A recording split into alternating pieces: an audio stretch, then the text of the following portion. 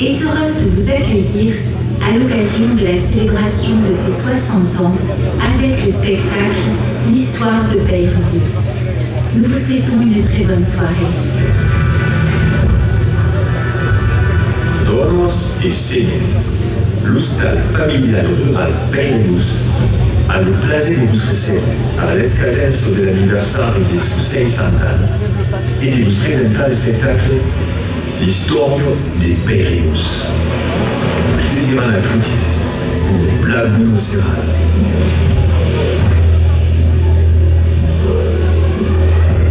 Nous sommes en pleine nature, au cœur du Lautrécois, à Peyre-Rousse, étape majeure du chemin antique Iter Petacrocio, ou chemin de Peyre-Rousse. Le tracé de cette ancienne voie reliant Castres à Albi s'est modifié au XVIIIe siècle. Aujourd'hui, rien ne laisse imaginer qu'un village fortifié se trouvait à Peyre-Rousse. Comment ce fort médiéval dont il ne reste aujourd'hui qu'une église a-t-il pu disparaître? Pourquoi une des premières fermes écoles au monde a vu le jour ici? Suivez-nous dans l'histoire de la maison familiale rurale Peyre-Rousse et de son territoire.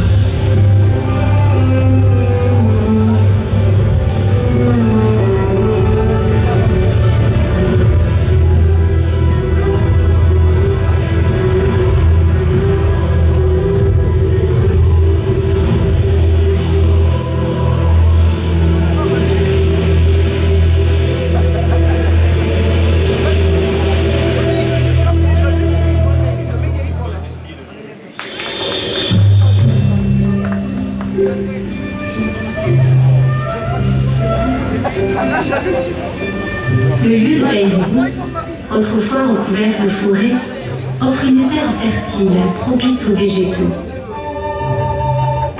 Plusieurs livres mentionnent la présence d'une plante endémique aux vertus mystérieuses, appelée la plante de Peyre-Rousse. L'abbé Migne et Louis de Saint-Maurel décrivent ainsi cette plante dans leur traité de 1856. On la trouve dans son pré sur le lieu de Peyre-Rousse, aux environs de Lautrec. Elle reluit la nuit, attire des lucioles, des papillons de nuit et des licornes. Les habitants du pays affirment que lorsqu'on la coupe, une tempête se déchaîne. Si par malheur on y marche dessus, on s'évanouit.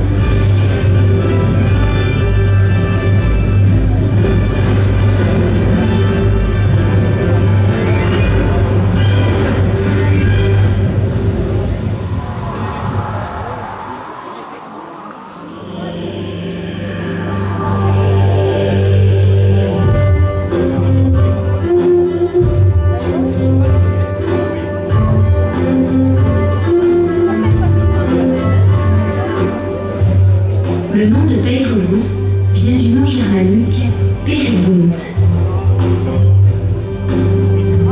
Il est mentionné pour la première fois dans le testament de Saint Didier, évêque de Cahors au début du IXe siècle. Peyre-Rousse et ses terres étaient alors une des propriétés lautrécoises des évêques de Cahors. Le siècle suivant, ce territoire voit l'émergence d'une vicomté. Les seigneurs locaux se succèdent. Avec Bertrand de Montaigu, Hugues vicomte de Caraman et de Lautrec, Jean de Foix.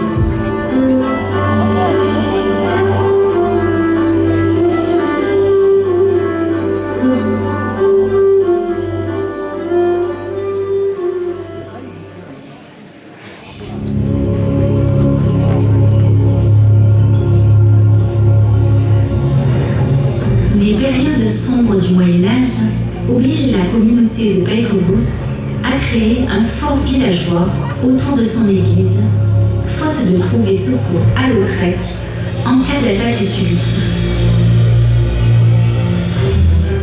Ce nouveau village, entouré d'un fossé mis en eau et protégé par un rempart formé par les murs épais de ses maisons, sert à assurer la sécurité des habitants des environs, du bétail et d'une partie des récoltes.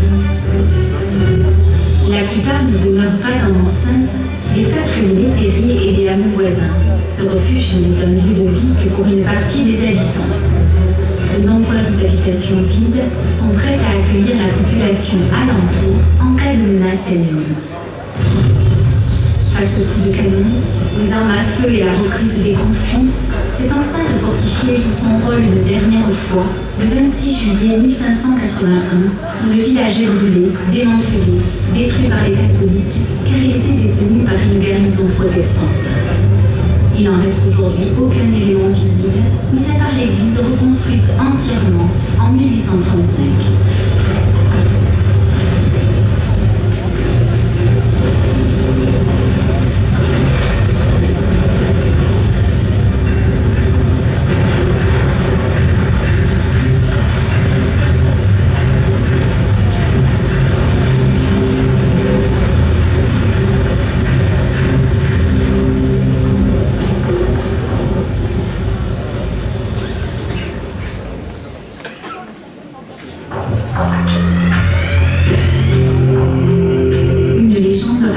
Qu'une dame blanche serait apparue suite à la destruction du village fortifié.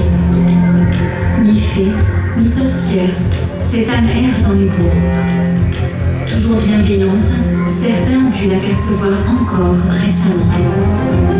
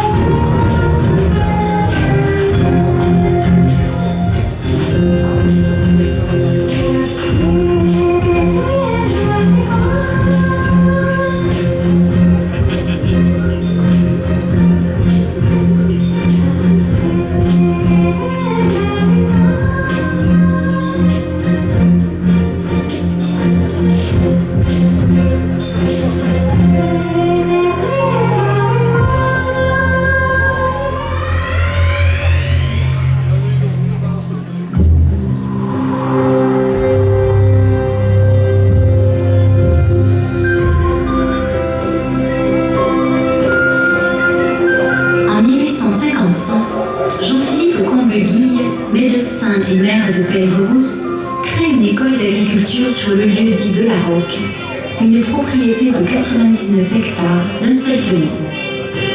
La Dame Blanche lui serait apparue en songe, l'invitant à créer une école pour les enfants des campagnes.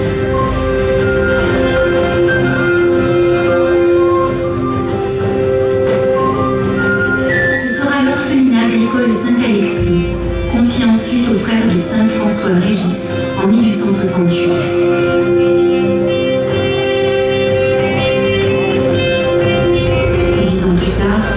Jean-Philippe de Combeville fait construire une ferme modèle, la Roqueneuve, lieu où nous nous trouvons. L'école ne reçoit que des garçons, de 9 ans jusqu'à leurs 18 ans, pour leur apprendre la culture de la vigne et le soin des animaux. La Roqueneuve s'agrandit de nouveaux bâtiments et une grande fête est organisée le 18 février 1883 pour l'inauguration de la chapelle Saint-Alexis qui marque la fin des travaux. La ferme-école perdure jusqu'au début du XXe siècle, période marquée par une série de lois laïques qui réduit le champ d'action des congrégations religieuses.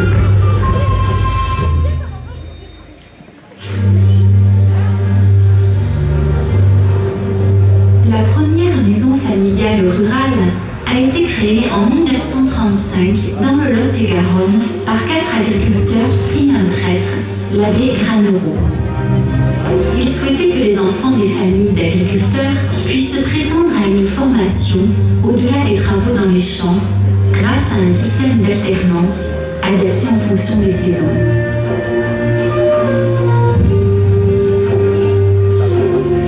Face à cette situation, des familles ont décidé de s'unir pour proposer une nouvelle forme d'école, les maisons familiales rurales, implantées dans un lieu ancré dans le territoire.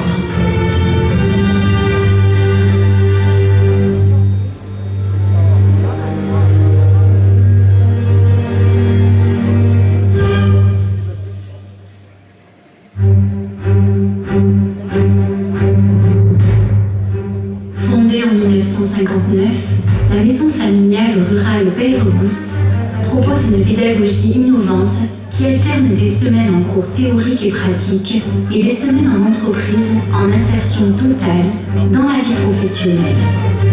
La MFR accueille des jeunes inscrits à partir du niveau 4e en CAP, en seconde ou première bac professionnel, que ce soit en formation initiale ou en apprentissage dans les secteurs du service à la personne ou les métiers de bouche, cuisine et service. La MFR Peyregousse est une composante essentielle dans le maillage territorial, avec toujours à l'esprit la valorisation des hommes, des produits et du territoire. Tout en utilisant les techniques les plus modernes, elle cherche à mettre en valeur les spécificités du terroir, telles que l'aéros de Lautrec.